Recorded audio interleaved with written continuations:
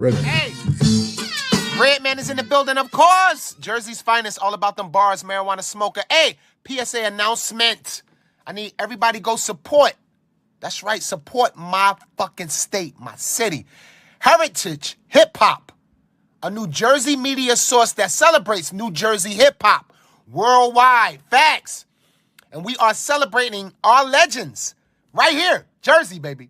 Please subscribe to Heritage Hip Hop on social media. That is Heritage Hip Hop on social media. Jersey, you know I love you. Jersey, you know we got bars and we got music and we got legends all day. And if you believe in Jersey and you love Jersey like I do, support that Heritage Hip Hop on all social media platforms. This is Redman and I approve this message. Hey, what's going on, everybody? We got some technical things going on tonight. Oh my God. Well, for everybody who can hear me, I am on, I am confused. Look, can you hear me? Yeah, I can hear you. Oh my God, did you hear all that stuff in the background? Yeah, it's cracking up. I'm getting some cracking. Well, anyway, we here tonight on Heritage Hip Hop Podcast with DJ Luckee Lefty, and we're going to serve y'all some great conversation. So make sure you look at that purple line at the bottom. Make sure you hit the like button, comment, share the video, subscribe to the channel, and make sure you join us. If you're on Instagram, join us on YouTube. If you're on Facebook, go to the YouTube, hit the like button. Let's get into this conversation tonight because today is a great conversation that we're going to have with a prominent, if not stupendous producer who not only knows how to make a song, but he knows how to produce someone when the song is being made. Please introduce yourself properly to everybody else. DJ Luckee Lefty. That's Lucky with 2 E's. You can find me on, basically everywhere: Facebook, Instagram, Twitter, all that, YouTube. Look, how do I sound to you? Because everything sounds bugged out. It's that kind of hard? dropping in and out. It's good for a second, and then it crumbles up and kind of pops. Ladies and gentlemen, I apologize. Almost like you're freezing up.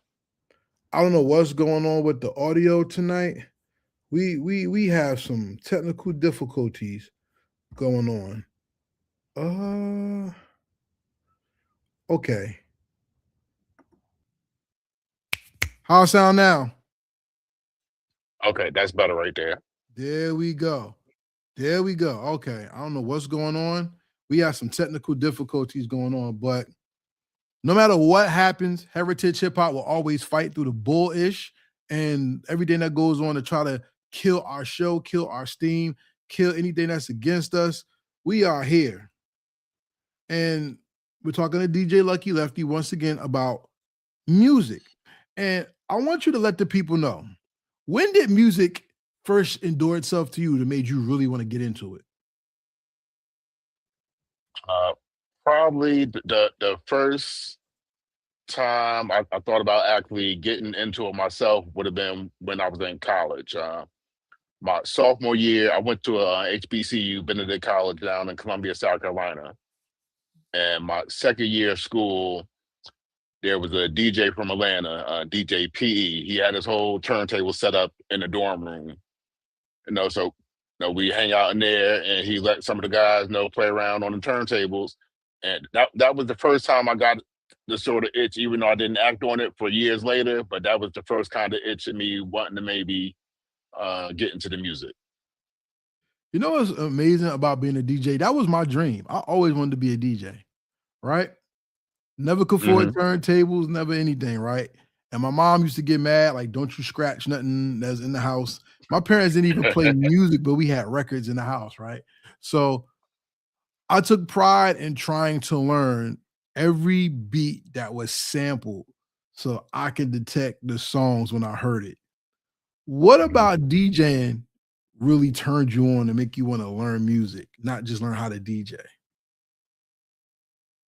Well, I just love music, period. So what ended up happening, so after I graduated school and came back home,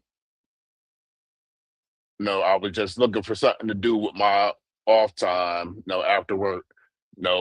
Since I didn't really besides my high school friends, I didn't know any of my fraternity brothers up here. So I went from being at college where I'm constantly out partying and doing all this stuff to now I got all this extra time. So I'm like, I need something to fill the space with.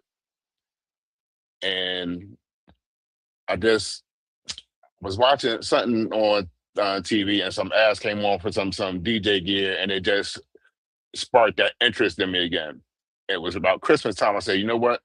I'm about to get this bonus money from my job. Let me start researching and see how much I can get a little starter set up and see if I can really do something with this DJ thing. And so that DJing, was really how I got started. man, DJing is the backbone of everything cultural in our society. I mean, think about going to a party to meet a little girl you like. You couldn't wait for the DJ to play your song so you could dance with the girl. Mhm. If you if anywhere you went, the first thing you would say if there was music was how good the DJ was, or how good the music was, or the sound, or how it set the atmosphere. That's a lot Yeah, of yeah, responsibility. Go ahead. because back then, people went to different parties based on who the DJ was because they know that DJ it was gonna be that a certain type of night, a certain type of vibe. It wasn't just gonna be the same 20 songs you're hearing constantly on the radio. Each DJ had their own flavor. So if I know I want to hear, some good house music, then there's certain DJs you're gonna go to. No, if you want to hear, the majority, some good reggae or something else, there's certain DJs you're gonna gravitate to. No, what now is just kind of jukebox formula. No, people, a lot of people think they could DJ themselves, so they don't really. It's people have lost respect for the DJ in this modern era. I think. So let's just get controversial from the door. DJs and VJs got killed by the playlist? Yes or no? Um, no, uh, it wasn't the playlist fault. I mean, if you a DJ, especially a local DJ in these clubs and stuff, it's your responsibility to break these records.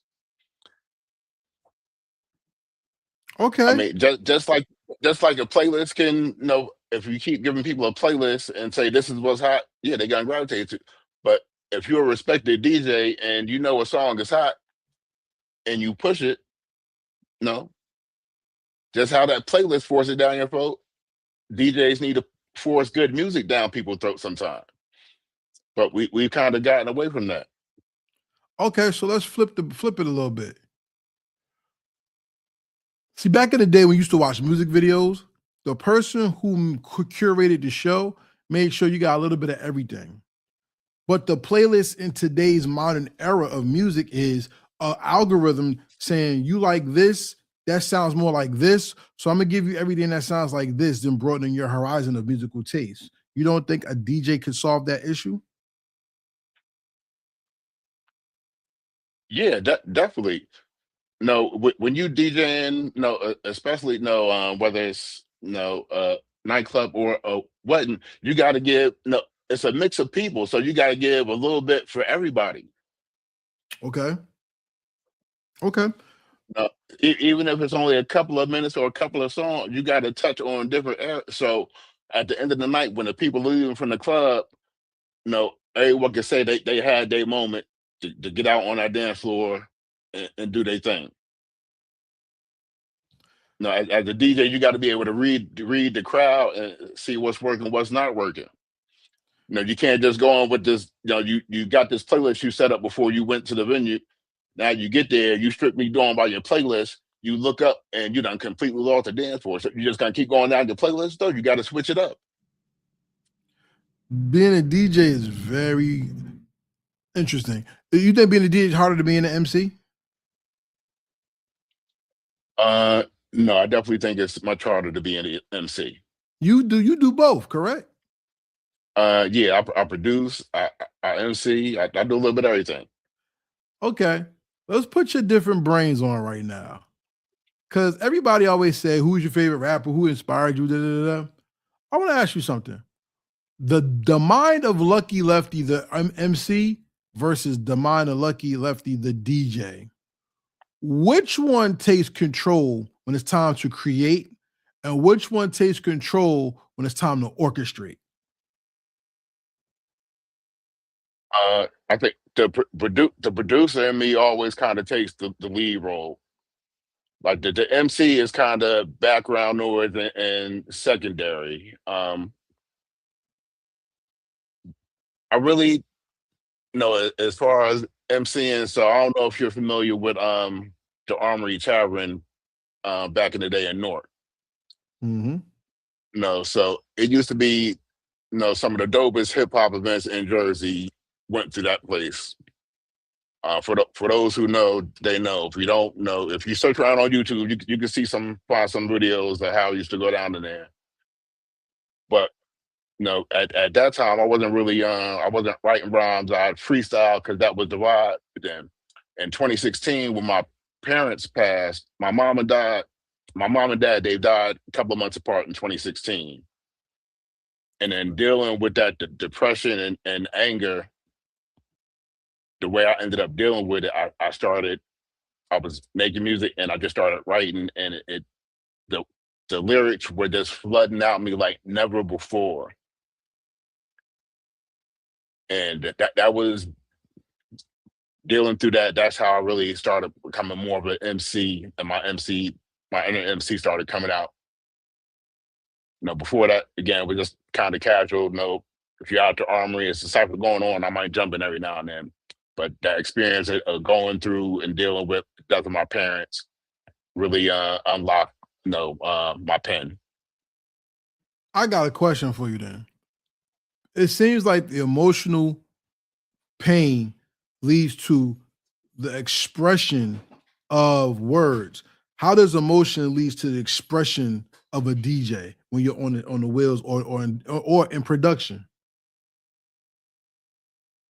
Well, in production, so I'm mostly a sample based producer. No, so when I'm searching, listening to something to sample, it's just the music just got to make me feel something. Usually within a couple of seconds to listen to a record, if it don't move me, I'm moving on to the next one. Sometimes you might be in a certain type of mood, and so the sample you're attracted to that day, if you had a certain type of day, you're gonna be attracted to a sample that kind of reflects what you're feeling. So if you had maybe coming off a good day, it's payday, you got a lot of good things going on in your life. You hear something upbeat that reflects that, you're gonna gravitate to it.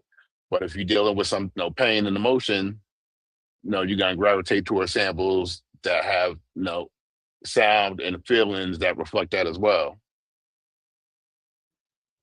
See, that's interesting and hard at the same time, because when you feel something, sometimes you can just put out write down, F the world, don't ask me for ish. Everything you get, you gotta work hard for it.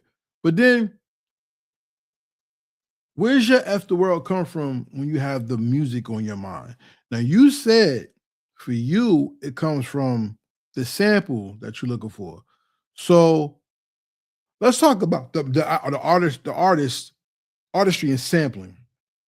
Most people nowadays find a beat pack, take one thing, loop and loop and loop. And for some people that works, for some people it doesn't. How do you sample? Why do you sample? And what is the art of the sample to you? So before I get into how I sample, let me talk. Since you brought up beat packs, I'm gonna start with that. So it's not the beat packs I had the problem with, because that's no different from no, finding your own sample. My problem is, when you're taking this loop from this beat pack, and all you're doing is taking the loop and then throwing some drums on top of it. You ain't chopping it up, rearrange it, nothing. But the other problem with beat packs is now everyone's basically digging in the same sample library. So it's gonna be more of a chance that you're gonna be hearing the same stuff over and over again. No, as opposed to especially when people had to go to the record store for vinyls for sampling. Now everyone ain't got access to the record store, so everyone's not finding the same stuff to sample. Now for me, I've used beat packs before, but my main thing is vinyl. I got my own vinyl collection, and sometimes you just go digital digging. No, um, but rarely are you gonna hear something from me where I just found a sample and it's just gonna be a simple loop and I'm throwing some drums on it. I'm usually gonna chop the sample up. It's gonna be some rearrangement. But there are times where there is a sample, the loop it is so fire.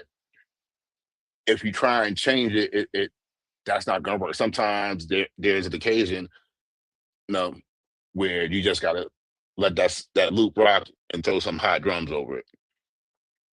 You can't always overcomplicate things, and you got to leave room for the final instrument, which is the MC. No, your beat can't be too busy. You got to leave room for that final instrument, the voice.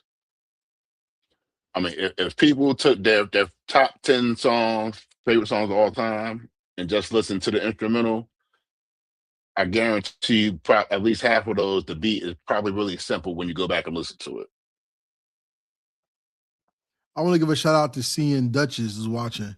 He said, DJs can't touch the masses like it's needed today. Social media has a lock on that. That's the reason why most music today starts off with a 20-second clip on TikTok and it goes viral. So with that understanding, how do you feel about where music is today? And since you said the DJ doesn't get the respect, I say that, or you say that, or the producer is just such a commodity. How do we make timeless music today when the mind is not fixated on timeless enjoyment?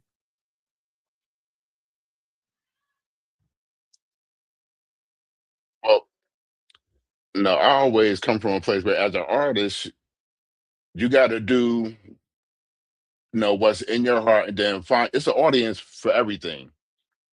If you stick to who you are, all your job is just to find your audience. Because if you just chasing what the hot thing is, but by the time you get it, it's already old and people are moving on to the next. So you can't you ain't gonna win nothing trying to chase the trends. But trends are the money. So then if we're not chasing the trends, what is it that's either making the sound or breaking the sound, in your opinion?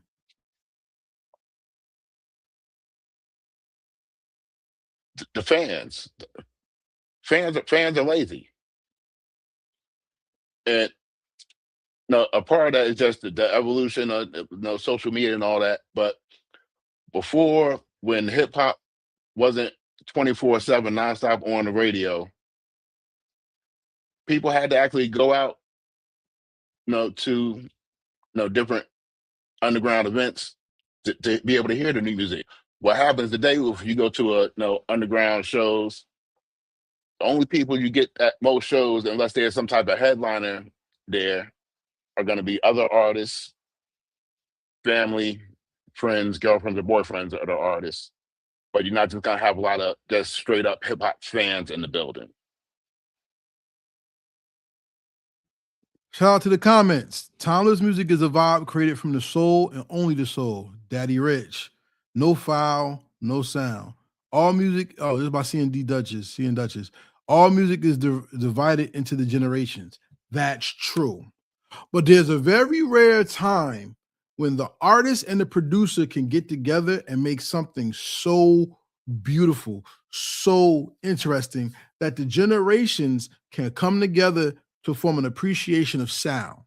In today's society, it seems everything is so finite, just for the moment, that we forget that these are artists who's trying to make a career and have music to people can rock to for the ages. As a DJ, do you feel pressure to make timeless music, or do you feel pressure, or do you feel freedom in just expression and hoping that it becomes timeless? Well, for me, no, it's about freedom of expression. I don't make music for the masses. I make music for myself. If you like it, you can rock with me. If you don't, hey, music is subjective. It ain't no, my music ain't gonna be for everybody, and I understand that. But I'm not making it for the masses.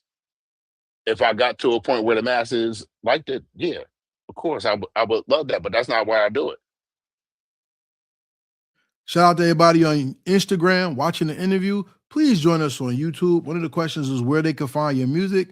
We're going to talk about that later, but DJ Luckee Lefty can be found on Bandcamp. Check him out because that figure he has behind him, who that Dr. Evil? What you call him? That's one of my mascot logos. He got a name? Actually, he doesn't. I need to fix that for 2026 though. Yeah. Hey, that's Dr. I'm just calling him Dr. Evil. I don't know. that's my man right there behind him. You go look for that picture on his Bandcamp. But what you said is very interesting because hip hop has always been the counterculture. We don't give a F what they're doing over there. We're going to do what we're doing over here.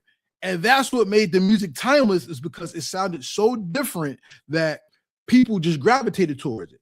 Public Enemy did not sound like Big Daddy Kane, did not sound like EPMD, did not sound like LL Cool J, did not sound like Wu-Tang, did not sound like Biggie, did not sound like Pac, did not sound like Bone Thugs-n-Harmony at one time.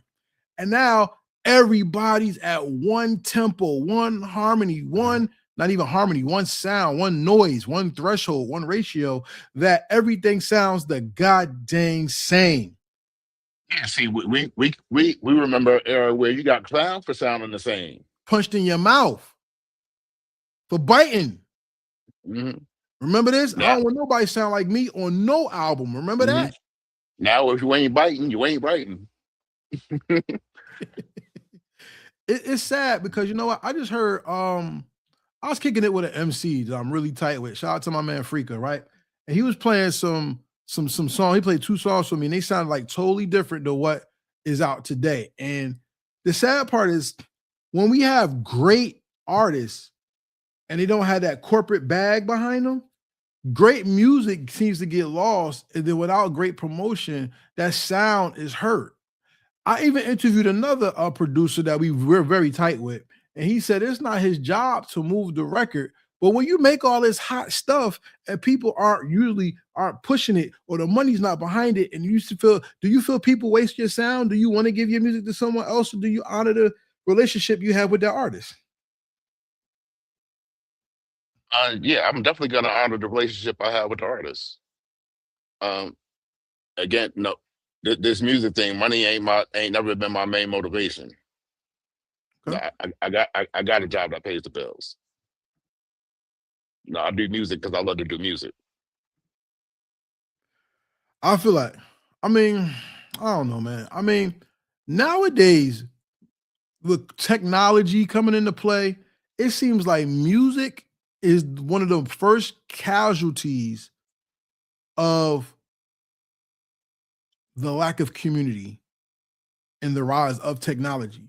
Because if you think about technology kills God. Because now people used to pray for rain. Now they shoot stuff in the clouds to seed them to make it rain. Mm-hmm. Music was the pathway to the soul, that a song can make you feel, remember, think, express. And now people use music to get you ready for a TV show or to buy something on TV. Right now, in this age of music isn't important, it's just something we do. How do we keep the authentic music alive for the creatives so that those who enjoy it stay fed or stay nourished with good music and a good sound to always return to? What do you think? And see, this goes back to what I was mentioning earlier about the lazy fan. If you really a person who loves music, it's easy to go out and find good music. Like just this year alone, I found so many new artists from their Instagram page of dope music. So if you want to find it, the music is out there. That's hard though, bro, because then Is it really the lazy fan? Can I not put that back onto the lazy artist? Because if you found their music, that means they promoted themselves, right? And they promoted the music, right? Exactly. So then that's not a But fan, but that's an but but but artist. but just because they're promoting the music, you can promote all you want. If nobody's paying attention, they're not going to see it anyway. That's cool. You You're can right. promote it all you want, but the people still got to be looking for what you're promoting. That's facts. But if the DJ or the producer is giving the artist this stuff and they're wasting your sound, what then?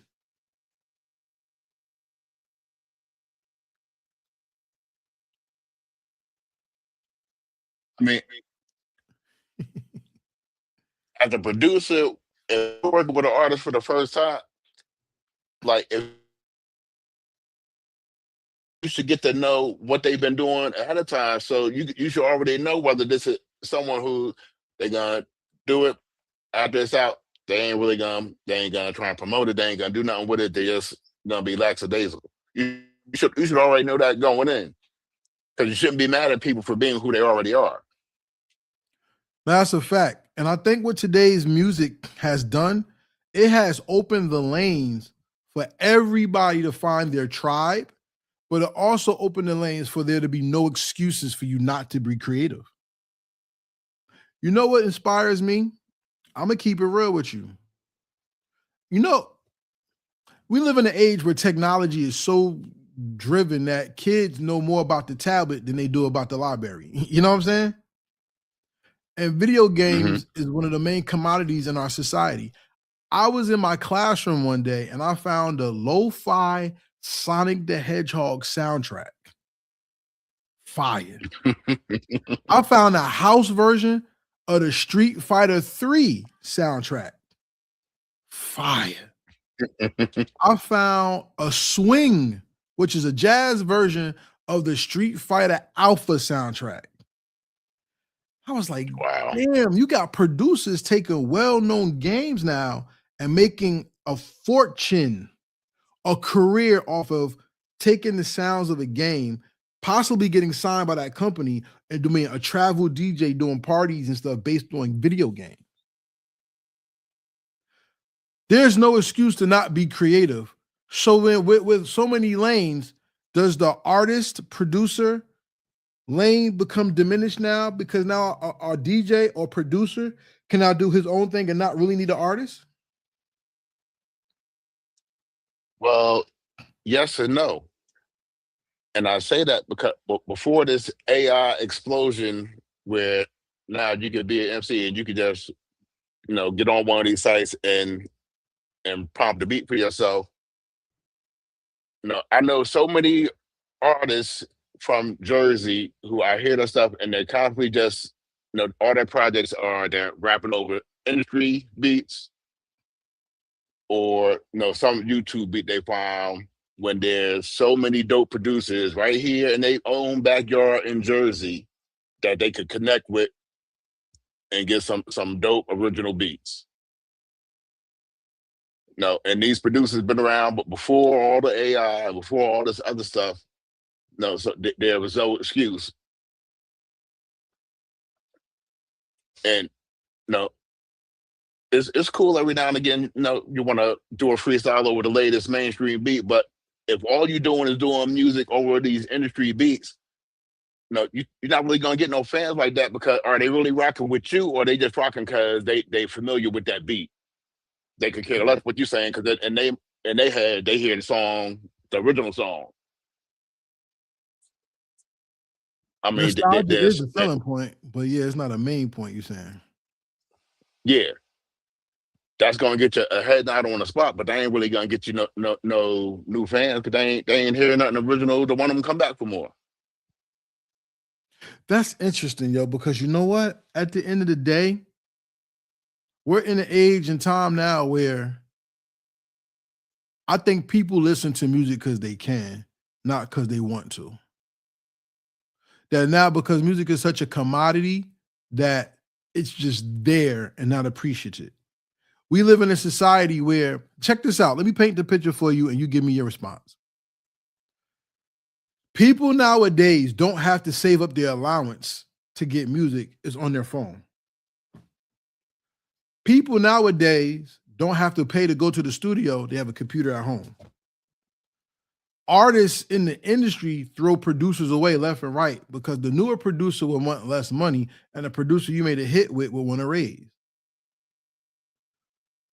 It's gotten to the point where people are so tired of working with people that people are turning to computers to make the new wave. How do you take to that, and how do you feel about that?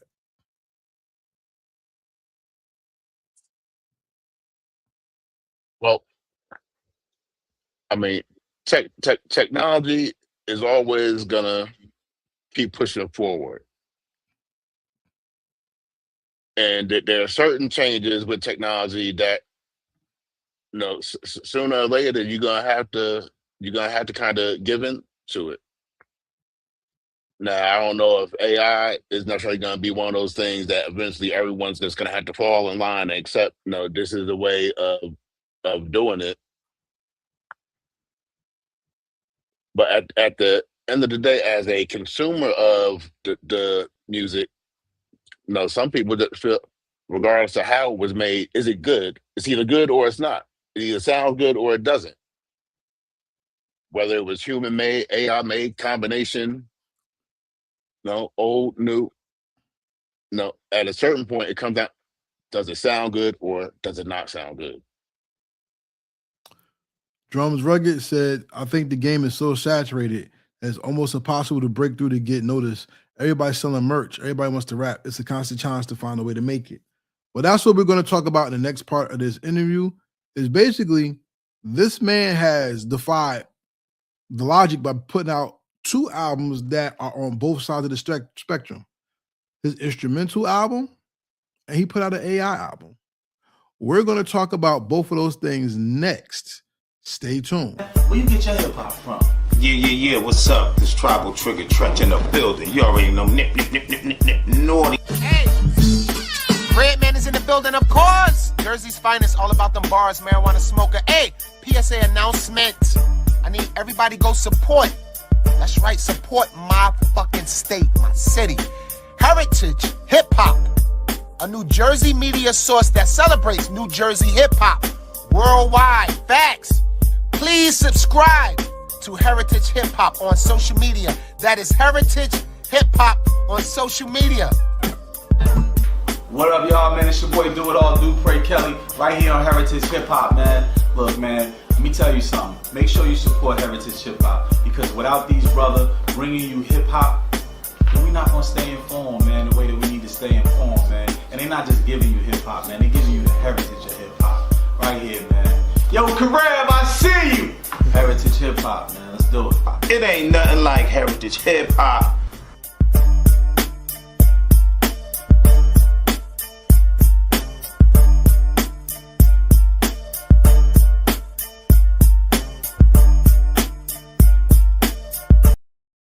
Welcome back to the Heritage Hip Hop Podcast. It's Karev, and we're here with DJ Luckee Lefty. This is one of my people, so over the years getting to see him work, I've appreciated his work. You have produced for Shalithu, a very underappreciated woman in the game, I would say. Do you agree? Oh, absolutely. Tell me about Shalithu as an artist and what a producer gains by working with the artist to hone their skill.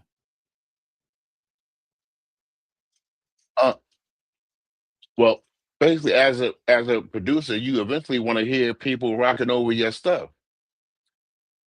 I mean, you want to. That gives you a gauge of how good you're doing with these beats. Especially when you come across a MC whose bars you respect. They hear your music and they say, "Oh, I'm rocking with that. I want to work with you." When I was first started off, I was still maybe less than a year into making beats. One of the first MCs I met who started rocking with me was Black Hitler. Anybody from the North area, you know that name, you already know what it is. And no, an MC of his caliber listening to my beat CD at the time and saying he rocked with what I was doing, that instilled so much confidence in me. So he was the first MC I really got a chance to work with, and finding someone like that just to go back and forth with and build with will definitely still sharpen steel. I mean, Shy Lethal, she's definitely underrated. She got some fire bars, and she doesn't have just one style. She can give you several different styles. And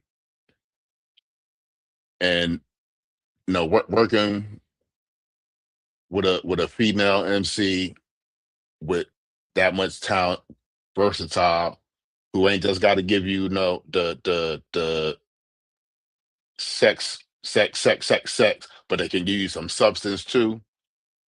No, that's always a beautiful thing to me in this day and time. Now, you produce for people and you put out an instrumental album. So in today's society of music, producers, like I said, have a lane to go so many different places. Can now with sync licensing, with I don't like streaming, but if you want to stream, you can, with direct to consumer, or even DJ clicks like the Fleet DJ. Salute to my Fleet DJ family. You now have outlets where other people can hear your beats, and you can put your beats on your production so many other places. Because when you think about production, people only think about beats people can rap to. But now you can make music for cell phones, video games, commercials, sports arenas, all that. And we'll put out an instrumental album. How does that help you build your catalog to a point where you're undeniable and people can't say they haven't heard of you or never heard any of your things?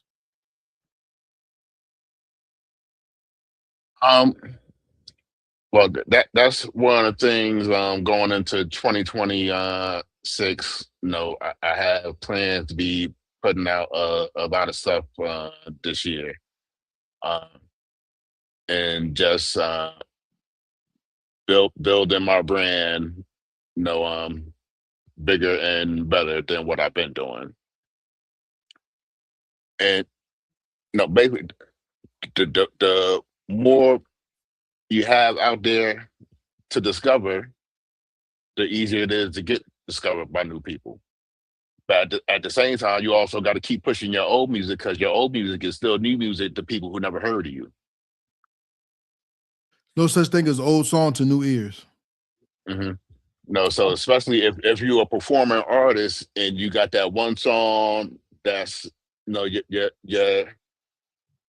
every time you go somewhere and people who know you want you to do that song, doesn't matter if it's 10 years old, keep doing that song because it's new to somebody else.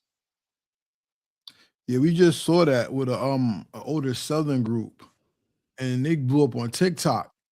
Or look at Latrim. Latrim had a song in the 80s. We like the cars that go boom. And in 2023, I think it was, the song came back with a vengeance. They're like they're like mothers now, grandmothers almost. And they're doing songs that go, cars that go boom. And it's like, damn, they getting checks off of that now. You know what I'm saying? So you're right. You never know. But it seems today a lot of the producers are getting pissed with the people, and people are going to these AI programs and they're starting to make AI pop.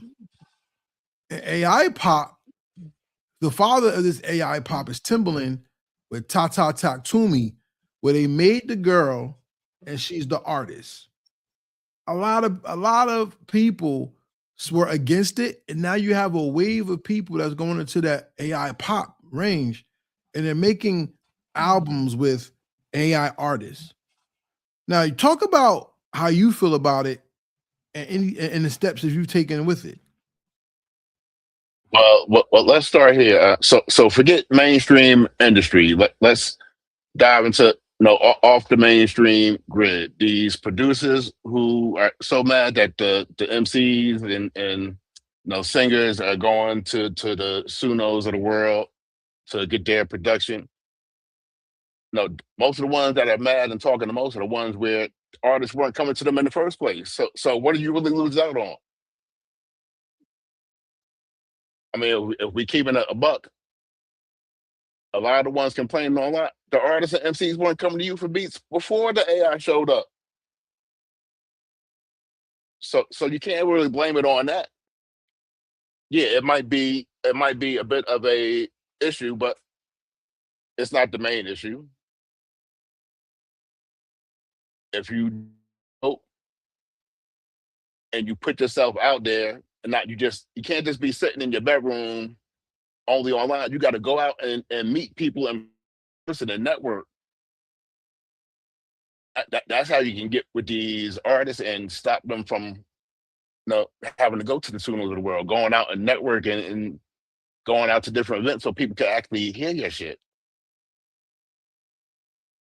But I mean, you can't just stay behind the keyboard and hoping artists are gonna come find you. But wait a minute. There's a flip to that too. That's for the person who doesn't leave the house. But what about the producer that really bust their ass to get stuff done? And they're saying they're going to AI because people don't want to pay for beats or people don't want to come to the studio and put that work in. Now, a beat maker, a producer we're talking about, someone who's not just making a beat saying, here, rap on my shit.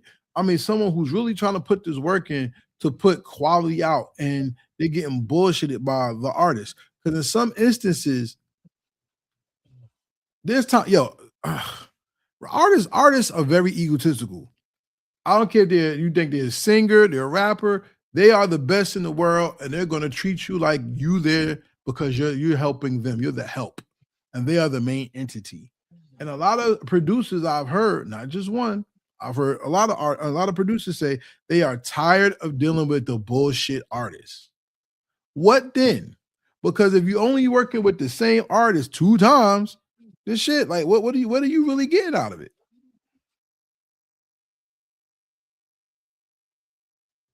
I mean,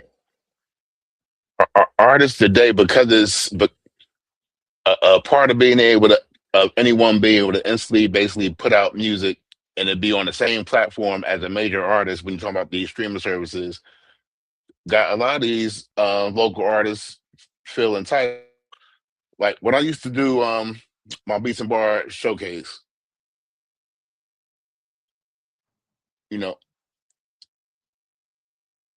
a lot of artists would try and come in and try and dictate why they shouldn't have to pay the fee to go on this show. As a promoter, it doesn't matter how dope you are. If you can't bring no seats to the venue by me putting your name on that flyer, why should you rock for free? The venue ain't making me, they ain't giving it to me for free. I gotta pay the venue. I gotta DJ it myself, or I gotta pay the DJ. I gotta have a team with me to be able to handle all that stuff. That shit ain't cheap. You are artists who can't bring a crowd, but you want to rock for free. You might be dope, but being dope don't mean nothing if I put your name on that flyer and they help them bring no heads in. They want to be treated like rock stars before they made it. It's just a sense of entitlement with the way a lot of local artists think these days. But it's been like that for years. Man. They want it fast and they don't want to earn it. But it's been like that for years, man. Because I've heard people who talked about hip hop from the 80s and 90s that said these rappers ride their own sticks, and their egos are so big that it turns people off and they don't want to work with them. You have groups that break up because of egos. You have all this ego stuff, right? And sometimes the producer is the ego. Look at Little Brother. I don't know what their story is, and I can't talk about it, but from the documentaries and stuff I heard, Knife had an issue with Pooh, and it went left. Mm-hmm. You know what I'm saying? We even had there's rumors and stories allegedly of Naughty by Nature. There's rumors and stories allegedly about the RZA and You God. You know, like Wu-Tang. That egos do become a part of it. And sometimes the artists think they're bigger than the producers, sometimes the producers think they're bigger than the artists. But that's not what I mean. What I mean is today, with the relationship of the producer and the artist easily disposable, because now you got AI. I'm not saying AI is the problem. I'm saying the lack of love for what people do is the problem. And that lack of love fails to bring people together to make beautiful things together. Do you agree or disagree? I agree, but also it kind of goes back to what I was saying earlier. Before AI, producers were by all these artists only basically rocking over these industry beats, putting out project after project that's full of industry beats. They were already treating us as disposable by not even disposable, just non-existent. But what about the artist that gets thrown away? Because listen, I'm gonna tell you something that bothers me. And maybe I'm the only person who sees this, but this bothers me highly. And if I was popular, this would go viral. So everybody out there watching it, if you want to help heritage hip hop, share this part right here. I think AI is another way for people to kill the power of the woman in the industry. Because when you think about AI, it's always a woman's voice. My issue with the Timberland thing was you can take away the look of the culture and make someone to represent something that's supposed to be cultural that's not. You have people making singers, and the singers' voices are mostly women, not all, mostly women. You have people always finding their inner woman's voice, but not promoting the woman as the artist. And with labels and people saying they don't want women artists because women cost too much, now you could just make a picture, bring it to life, put a voice to it, and now you have your artist. You save so much money, but yet you're making this sound. You don't think there's a problem with that?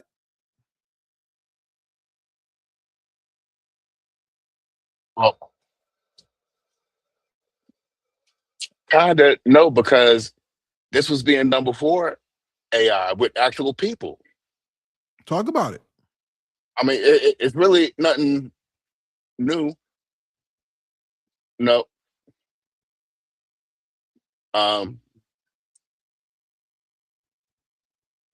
So ghostwriting in hip hop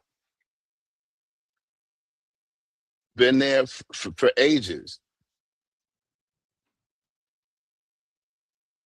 and it seems like nowadays, people want to say, well, no, the R&B singers, don't nobody say that when people write for them. Well, that's not the same as hip hop.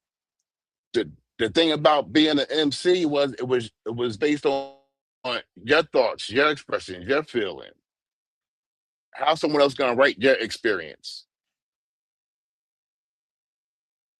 I mean, AI,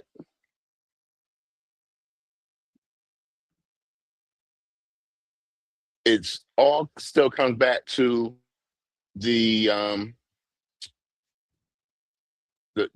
user or the creator. And I found this artist I'm working with, bringing in these writers. We are crafting their image to be what we want. We're pulling their strings. The AI is just a higher level of that, and being able to remove some of the human element out of it. But what it's doing isn't really something new. I mean, it's nothing new under the sun. It's just a different approach.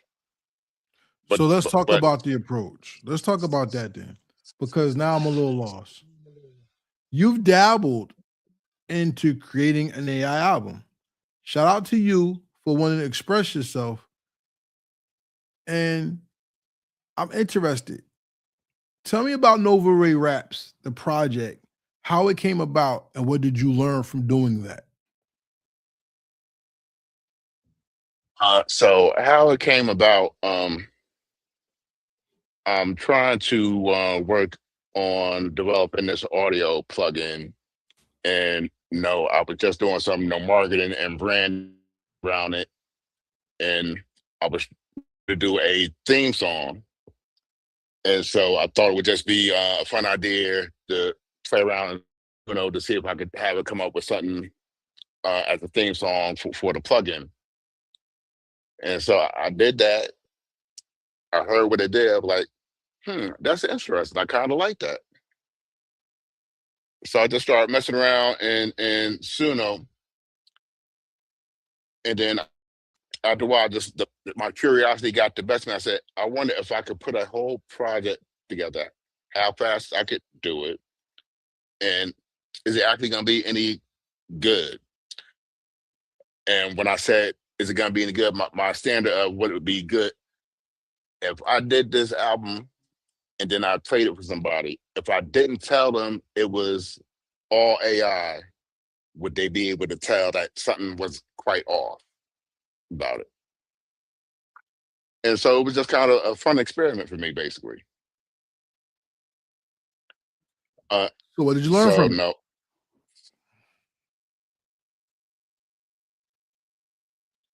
Well,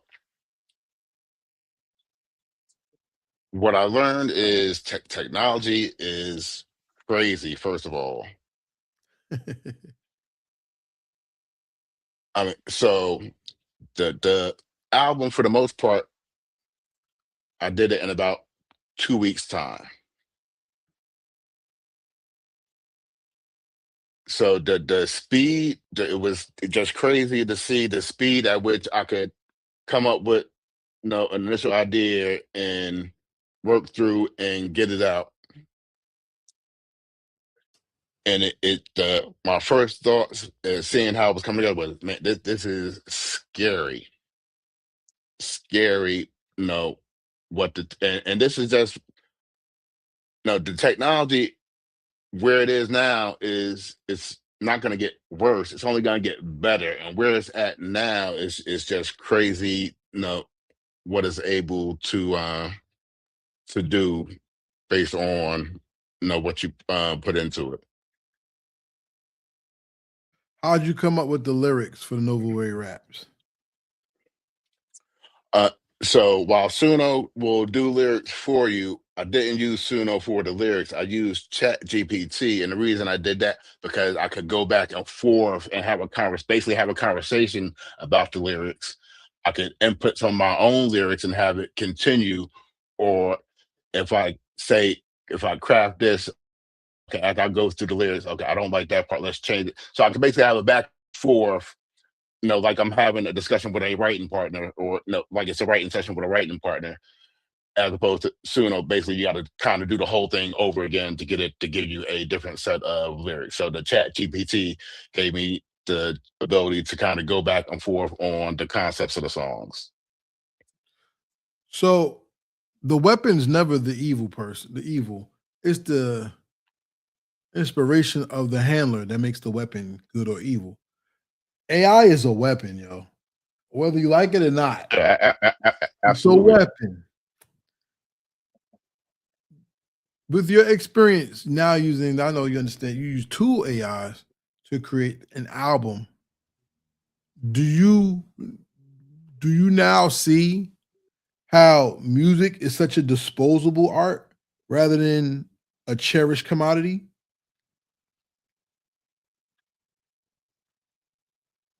Well, this experience didn't make me feel as though it was more disposable than it has been. Okay, that's fair. But think about this. I mean, to me, it's the quality of music that has made it so disposable today. The quality has just taken such a huge hit, and to be honest, if you was making bullshit before AI, if you start using AI, you still gonna put out bullshit. Okay, I respect that because I can't push back too much. It's garbage in, garbage out. I can't push back on it too much because I get in front. I listen to AI music and I've heard some very good songs or some comedy songs. You familiar with Dragon Ball Z? Yeah. There's a song out right now called Mr. Popo Took Your Girl. That has to be one of the dopest R&B songs I heard in a long time. Then you got Nick Hustles. You know Nick Hustles? No. One of my favorite Christmas songs of all time. I saw Santa Claus sniffing cocaine. Listen, there's some good AI music out there. Good. What you about to say? I was gonna say, did you see the Family Guy rap video? No. It was some clips. They was heavy on my timeline like maybe a week or two ago. Basically, all the Family Guy characters doing rap verses. See, that's Crazy, like that Muppet thing. Yeah, see, that's crazy. But AI, though it has given us an opportunity to be more creative and to be more assertive with our creation, it also is a weapon that can destroy creativity or free expression by hindering who will see it by giving everybody access to it. Like, I'm be honest with you, I use AI in my classroom to make pictures of the kids to bring them into the lesson. You're using AI for one thing and open up a realm of creativity for something else, which isn't bad. But does Nova Rae Raps have a future, or was that a one-off? Because if it has a future, then that means that a human person who could express on your music is now not going to get it because you have integrity for the artist. You said they're now not going to get it because Nova Rae has it. And then what do we do with Nova Rae? How do you promote Nova Rae? How do you polish Nova Rae? I mean, I haven't decided if I'm gonna do more with the Nova Rae, but if I was to continue, why does that stop me from also continuing to work with actual artists? It doesn't. It doesn't at all. The thing is, though, I fear that with the human mind shrinking and people becoming so technologically dependent that people would turn to AI and treat it like it's a viable option to replace the human soul for the sake of entertainment. You see what Hollywood did? Hollywood wanted to that's why they went on strike last, because they wanted to in their contracts with the actors and actresses, they wanted in the contracts for them to sign over their likeness for a one-time fee so that they could use AI to use their likenesses over and over and over without paying the actresses and actors one time ever again. One time and never again. So you would get a Spider-Man Part 37 with Tom Holland. Tom Holland's 80 years old now. You know what I'm saying? And he don't look like that no more, but his likeness is still Spider-Man. Or Han Solo or T'Challa, unfortunately. Rest in peace to Chadwick Boseman. They wanted to do that. If they had Hollywood would have won that strike, that's what Hollywood would have been. So all these big name actors and actresses wouldn't be getting nothing, and everything's just computer generated. My fear is, with so much hatred towards people in our communities, the hatred of black men, black women, our relationships, our love, anything, we could possibly see AI weaponized, used against us, not only to destroy our culture musically, but even to destroy it by the look of keeping us negative and lightening up the entertainer so nobody pays attention to us ever again. That's my fear of it. That's what they've been trying to do already. AI makes it easier for them to continue to push that narrative. And look at did you see the one with the boy? But the AI can then be used to counterfight that narrative. Did you see what the one with the boy where he had a Pooh Shiesty on, a Shiesty joint, and AI turned his whole post about standing against crime in the black community to the black community standing against ICE and pulling out guns on ICE as a threat? See, that's the stuff I'm worried about. Talk to me is the stuff I'm worried about. Because when you have Sha Lethal, you have Abyss, you have Nisa F, Queen Nevaeh, so on. When you have them, and then you can destroy this to make someone anti or ambiguously anything,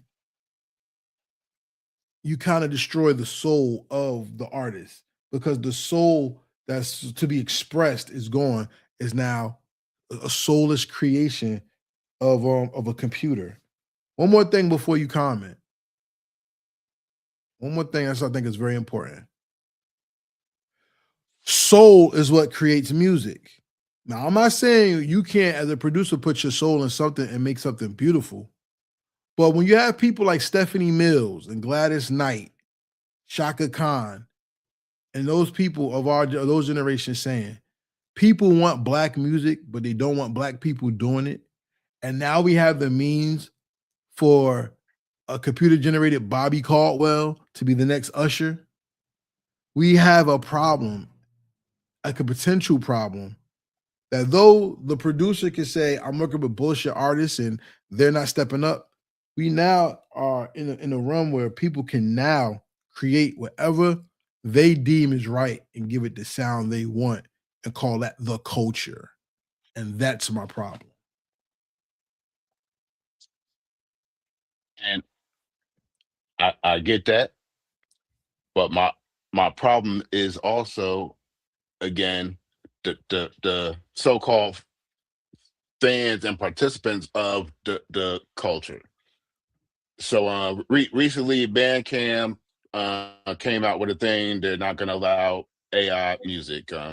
And so I put a post up. I said, no, I'm seeing all the people praising, oh yeah, they're not going to allow AI music on Bandcamp. But how many of you that are praising that actually support the real artists that are putting their real work up on Bandcamp? That's a good question. That's a very good question. When I put that post up, I had a screenshot of my Bandcamp account where I bought 43 albums on Bandcamp of our local artists.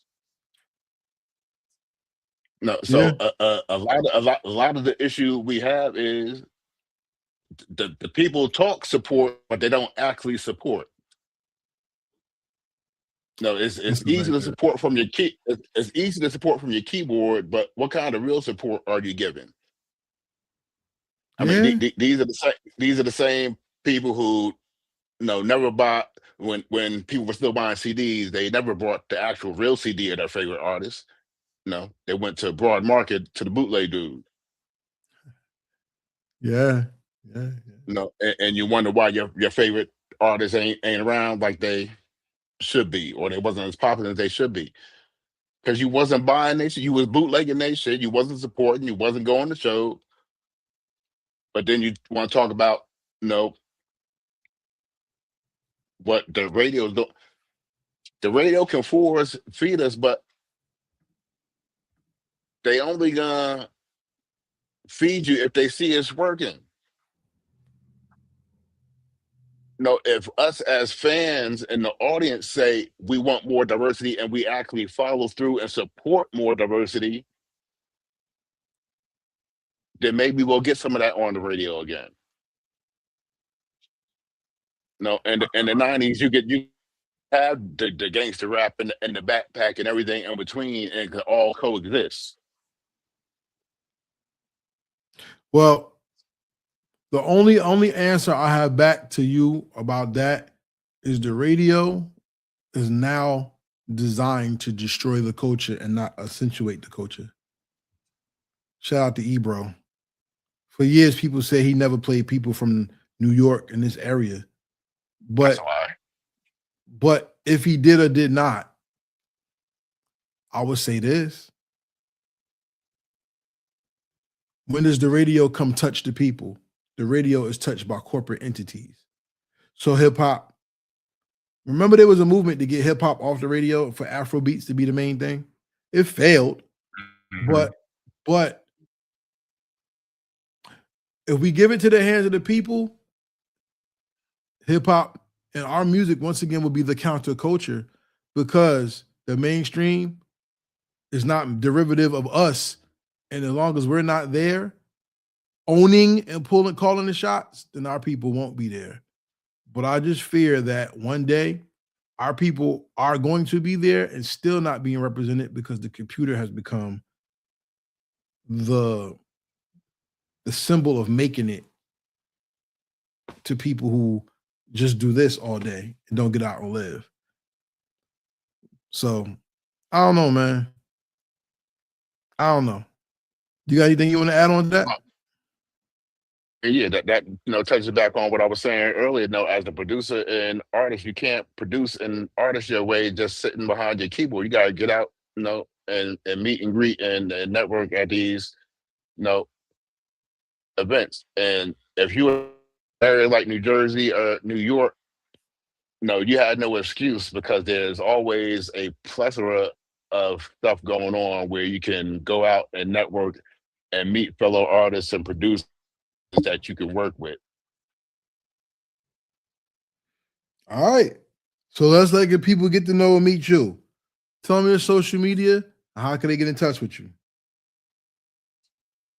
It's DJ Luckee Lefty, Lucky with 2 E's. That's my handle on Instagram, Facebook. Basically, at any social media platform I'm on, my name don't change. It's either gonna be Luckee Lefty or DJ Luckee Lefty. My music, you can find me on Bandcamp. You can find me on streaming platforms. So my instrumental project, Luckstrumentals Volume 1, is out right now. You can find that on all streaming platforms. Tidal, Spotify, Deezer, and probably 50 other streaming stores you ain't never heard of. You can also find my Nova Rae Raps project also across all social, not social, streaming platforms. All right. You can also catch me twice a month at the Jersey Produce Show, and that's held at the 6 Hookah Lounge in East Orange, New Jersey. If you hit my Instagram, you should also see a link for Jersey Produce. All right. So before we get out of here, ladies and gentlemen, we're still going to do what we call the rapid fire questions. The rapid fire questions are not yes and no answers. These are answers that show us the depth of your knowledge of your craft. And we're going to ask you things from a creative standpoint, not just a fan standpoint. All right. Okay. Let's do an easy couple ones first. What beat do you wish you would have made? Your favorite beat you wish you made it? Do It by DJ Premier? Yes. Who would you put on that fucking song? beat, Who would you want to put on that song if you did it? Big Daddy Kane.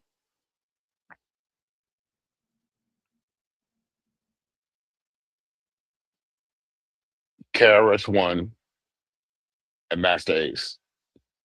Okay, that's very interesting. All right. What is the top producer artist tandem you've ever heard? Your top. Producer artist tandem.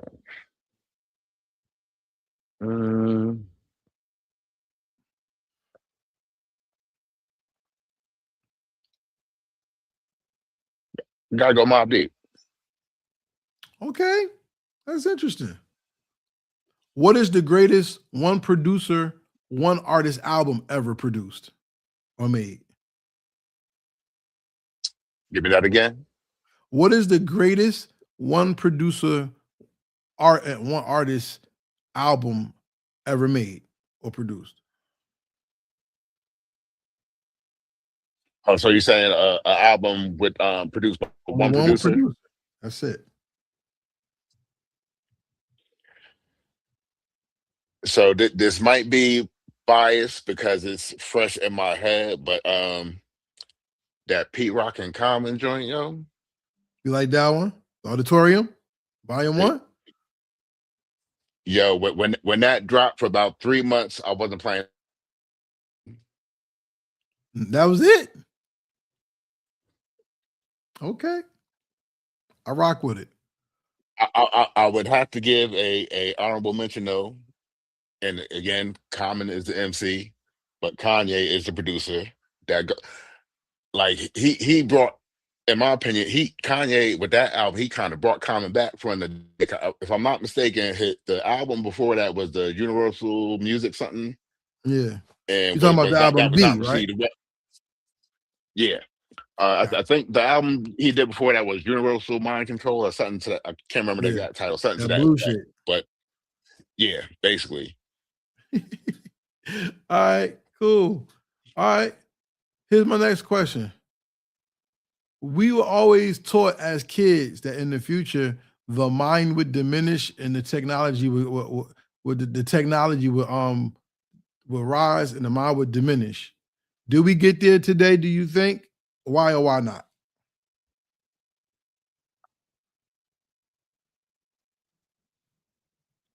We're not quite there, but we getting there, and I think education is a big issue with that. And like that's the thing that's the thing that scares me about this AI is I think it's gonna crush even farther the education. No, not only in this country but around the world. The world. Technology is so big that it can take over the world. Shout out to Skynet. We're getting to the Terminator you're talking about. Yeah, I mean, it's gonna be almost a point where people feel they don't need they're gonna feel they don't need to learn. They can depend on the AI to let them know everything they need to know without having to actually retain any actual knowledge independent of using those tools. Okay. How dangerous is it for the AI to write your raps? Because even with the Nova Rae Raps project, the AI is talking about writing its raps and its foundation being from Jersey City or a Jersey City. That's very interesting to me then. Mm-hmm. How do you feel about that? Okay, so in addition to the actual album for Nova Rae Raps, I also did a series of freestyles that she did. And so now on the album is written from a perspective. If you listen to the album, you're not supposed to know it's an AI out. You're supposed to listen to it, and you're supposed to feel like you should feel it's an actual person. And if you're not told it's AI, it's designed to not sound like AI. Wasn't designed to come out and say, yes, I'm AI rapping on the beat. But now but now in my freestyle series, so the first set is like a series of 6, and basically as it goes the series, she becomes self-aware that she's AI. And so basically, and the freestyle Nova Rae.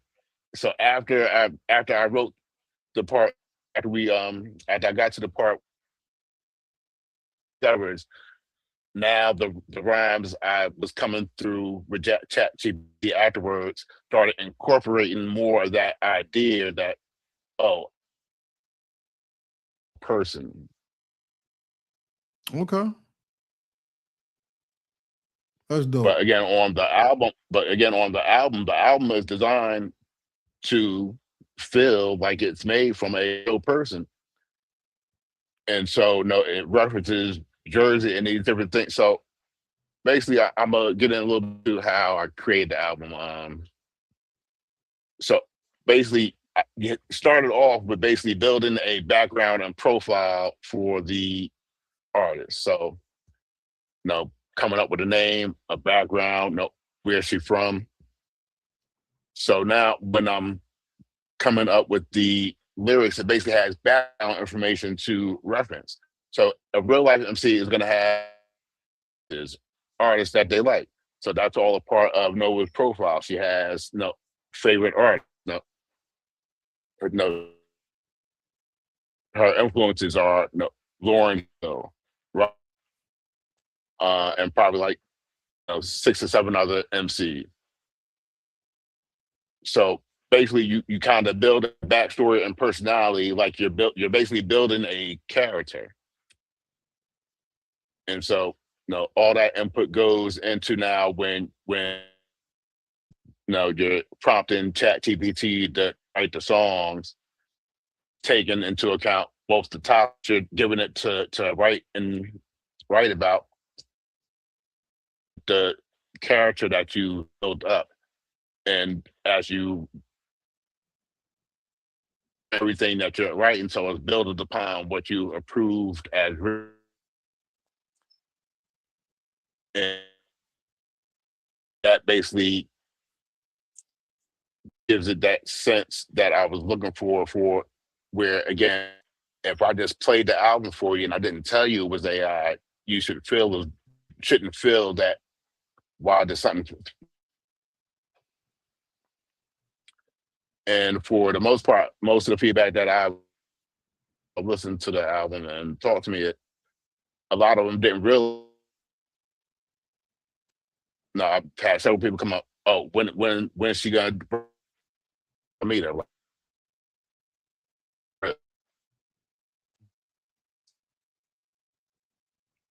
Lucky, we losing you. It's going in and out. So let's put a bow on this, but do it the correct way. I got 3 last questions, and we're gonna fade off on this. First, let me say I give you kudos for taking yourself to that point to make an AI album, though people may be against it. I get it, but at the end of the day, a creative will never stop creating. They will find ways to express their creativity. I will say that. Number 2, how did you like being on Heritage Hip Hop? Or would you tell other people to be on the platform? Yeah, I'm gonna tell other people to come to the platform. They need to come to this platform because, especially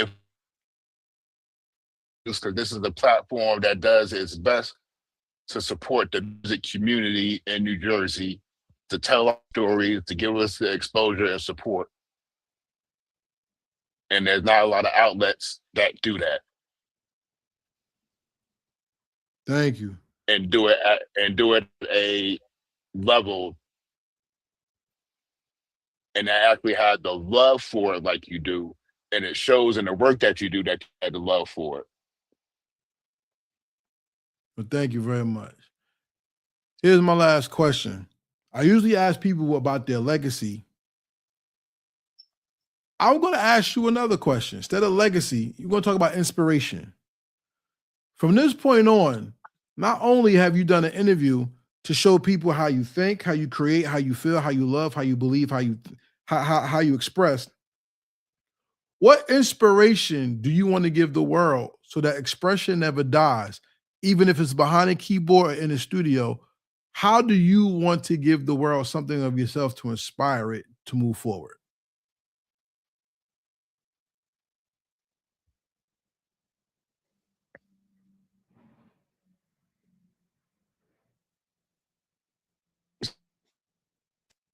Again, back in 20, when I lost my, I had been doing music for years, but I had never really put under my own name.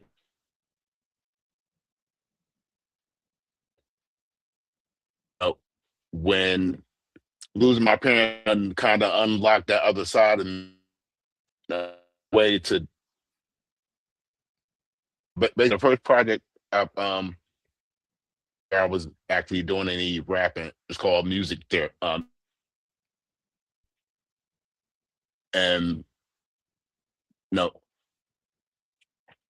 basically what I want people to take away as even if your ultimate goal is to be that mainstream artist, a still got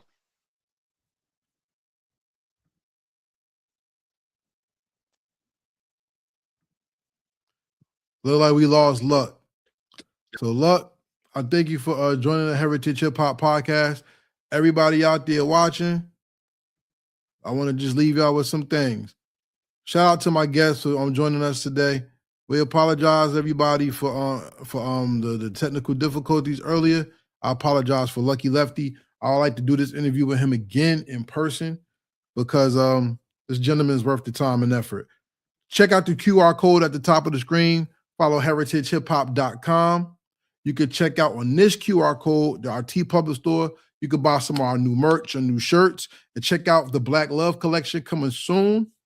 And if you're like me, you like collector, you like figurines and things like that, check out this QR code right here, which is our Super 7 store. The new figure out right now is a Tribe Called Quest 4-pack. And you also have a J Dilla Donuts figurine out right now. Do remember that Heritage Hip Hop is here. We're not going anywhere. Check out our changes as we change the platform. The Mic Council is coming very soon with DJ Kawan and Seek. We did a show on how Mass Appeal destroyed modern hip hop. And also check out a couple new shows. The Classic Divide, which is an audio only podcast with me and a special person, Tree, who we're going to argue if our albums really are classic and go into it. And remember, if you want to do your album off the record on Heritage Hip Hop, Truth Behind Bars is coming back. Luckee Lefty's on here. Truth Behind Beats is coming back. Maybe he'll be on there too. And just look, Heritage Hip Hop is everywhere. If you would like to do an interview, have your Cash App and your budget set, because we are going to be going to the next level and we want to take those who are serious about it with us. If not, thank you for your participation. We want to grow, but we do want y'all to come with us. And y'all and your monetary support will go a long way in making this the premier go-to podcast for independent artists and people out there who want to show the world we exist and that everything is just not corporate America. So with that being said, may the Most High bless you. I want to thank Luckee Lefty again. Check him out on Bandcamp. His instrumental on tape. If you see Dr. Evil behind him, I call him Dr. Evil. I ain't say a name from him yet, but if you see that figure, check them out. I'll put the link to his Bandcamp in the description so you can check my man's out, and also check out the Nova Rae Raps album as well. This is Karev at Heritage Hip Hop with Luckee Lefty saying peace, and we are out. Real hip hop. Real hip hop. We here. Real